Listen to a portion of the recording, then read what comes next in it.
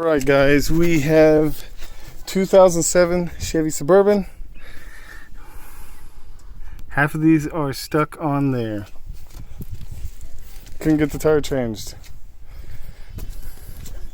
The front is so bad, reduced it down to an 18 from a 19, and I even went all the way down to a 17. Still hasn't come off. That one was stuck. Finally got that one off. Heating it up and using wax.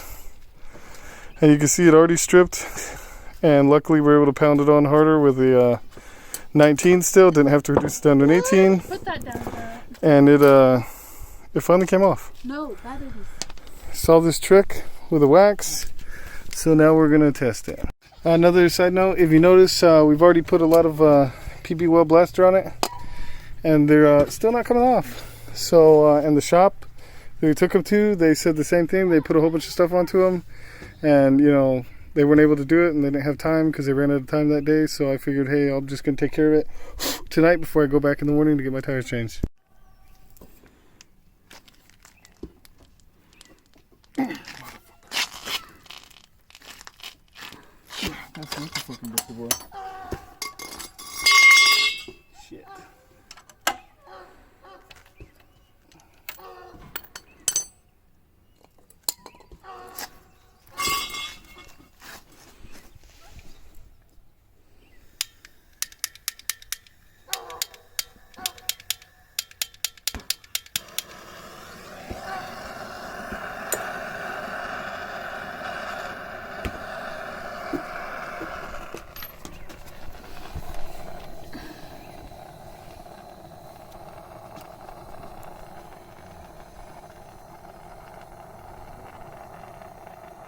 The trick is supposed to put the candle wax on the top, lighter on the bottom. Torch, it's easier in my opinion, heats it up faster. So, and similar to soldering, the wax is sucked into the threads, which we already tried it on that other one that's super rusted before we reduced it down to a 17 from 18, and it still didn't work. So I'm skeptical on this this method. I figured I would try to test it and document it while I was at it.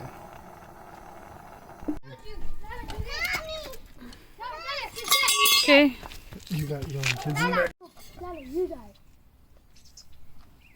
Lala, you're going to be. Oh, that was nice. Oh, you kidding me? High budget films, right?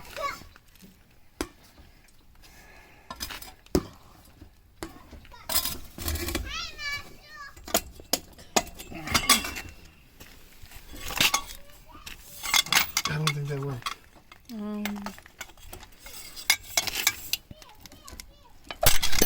Wait. Well, that at least got it off. I'm happy with that result because at least I can replace it now. So the wax method. Wax did not unweld it. It did not do that at all. All right, we got 1, 2, 3 right here broke off, and technically 4 broke off out of the 6. So, but sadly, I still haven't been able to figure out that one. Yeah, you can see the wax in there. I mean, I thoroughly put wax, and we already proven from that one that wax did not soften that rust. It just completely broke off. So, just on another side note, I also added on the top two because I knew that they were going to break. I added more WD-40 and I waited another half an hour, and I kept applying it every 5 minutes. And if it's going to break, it's going to break. I tell you. Hi. So long story short, it started out with a 19. You can see 19 is the way to go. That is the one that fits. Fits nice and tight. Why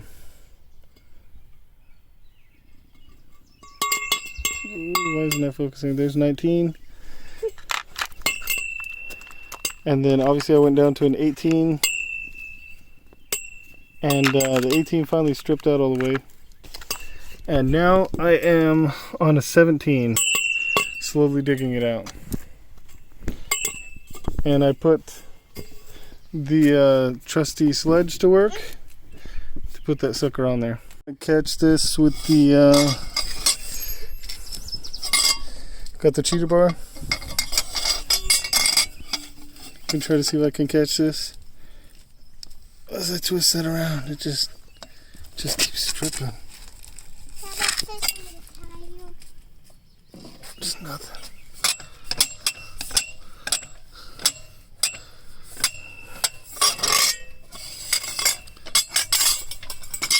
It just doesn't work. I'm gonna try to go down to 16, see what I can. Next day, had to go to the store, and you can see these are extractors. Well worth the money. This one alone, Advanced Auto Parts, only one who had it. $35 for this one alone, but it does 21 and 19. Since this is 19 originally, I went ahead and tried it. You see it barely fits on there. So the one that was really bad didn't work, but I went ahead and got this set too. And I have a 16 millimeter. That's this one that's missing. So I got that one on there, got all the way.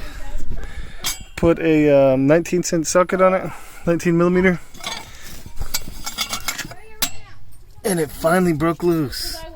The initial break I did off camera, but it's working. It finally worked. So, trusty hammer, got it all apart. Well worth the money. Impact sockets, I love them. They're stronger than normal. And these suckers are hard metal, hard tool metal. They work really well. The only thing that's disappointing is where it says what it is real small compared to this. But that's not a big complaint. Now I did notice when I hammered it on that this started to swell out a little bit, so I did have to bang this onto that one.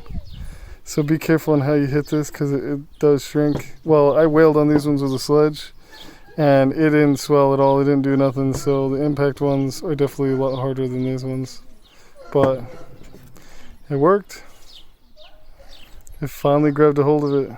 Everything else was stripping out. Worst bolt I've ever seen. Alright.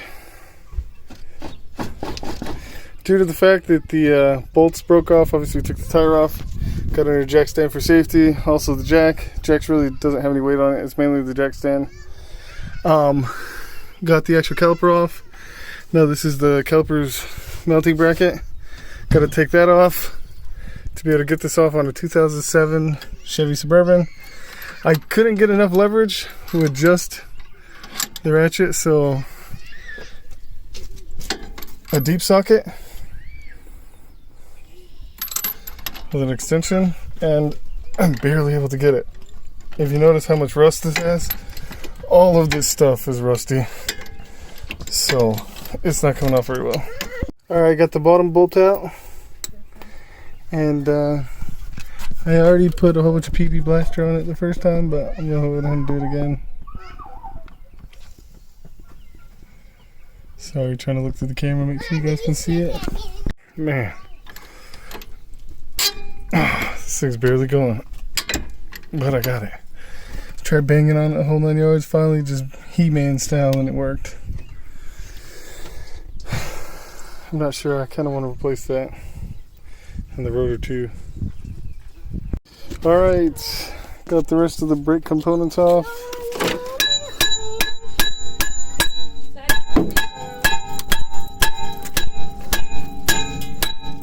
You see it's slightly moving, but it's going to be a long drawn out process getting this off. Funny thing is I already got those loose. So now if I could get this off, I could put the new ones in there, and then that'll be good. Okay, so now he is trying to get the rotor off, and it's stuck on there pretty well. We tried hitting it a couple of times with the hammer. We put some PB blaster on it to try to get it off, and it's still stuck on there. So now he's putting bolts inside the little remover tools It came from that. that came from the brake assembly. Yeah. And he's screwing those into the holes that were there to pop it off. They're And threaded. it's a threaded hole, and they fit in there. So that's our next step. Almost off. It's almost off, he says.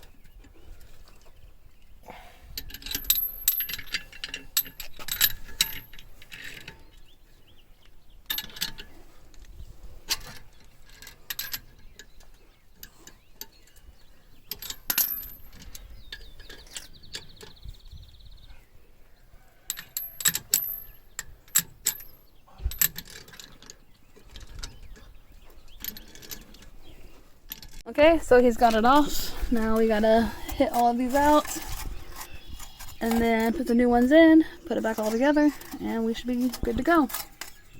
What we need to do. Ready? Yep. These two? No. Okay.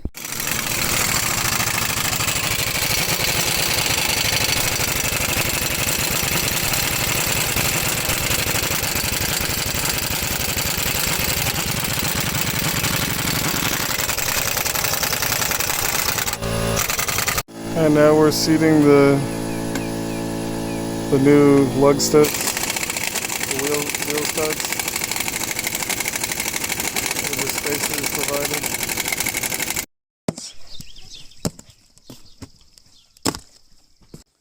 Look at this, brand new toys. Yummy! So here we go, the old one. Look at that. It's nice and rusty. And obviously the new one looks brand new. Brakes out. This one doesn't even have the shoes on it. They didn't even bother to put the shoes back. So the emergency brake did not work on the opposite side. If you guys noticed on the other videos, the other one, it was stuck and I had to get it. It took me forever to get that off. This one just slid right off. It was the way it should be. But that's because there's no shoes at all. They already had that problem. They didn't even bother to put them back. Here's the old pads. You can tell this one's still got a little bit of life, but the back is completely gone. Hey, you know we got the ceramic pads, baby. Oh yeah, brand new ceramic pads. Alright, the first one is done. 28 foot-pounds on the caliper guide bolts. And we're good to go. 18 millimeter bolt. Here's the second one we're about to replace. Yeah, I know a lot of stuff should get replaced, but we ain't got the money for that. The tires is 19, but the brake pin caliper bolts is 18. For anybody who doesn't know, this is the it's just a regular breaker bar. It's a torque wrench for putting it back on. And if anybody's wondering what this is, it's heavy and it makes a nice little sledge for when you need that extra little bit of weight to get this off. So can't really do that one-handed on camera, but just basically grab that and lightly hit it on this side to give me that extra little that I need. Go. Alright, here's the old ones, and these ones still got life on them, but it doesn't matter, we're replacing everything. Old clips, brand new clips, woo, ceramic pads, brand new rotor. You guys got to see this one before. Look how nasty this one is, and that's after I beat on it with that hammer so much. Alright, he's tightening the brake on.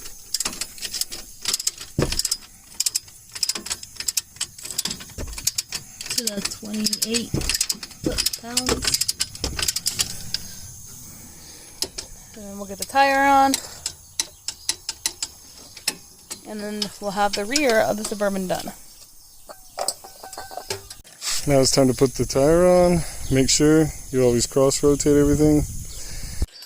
Alright, car's second tire's done, and he's torquing it to the Chevy specs of 140 foot-pounds. Alright, we got the front jacked up.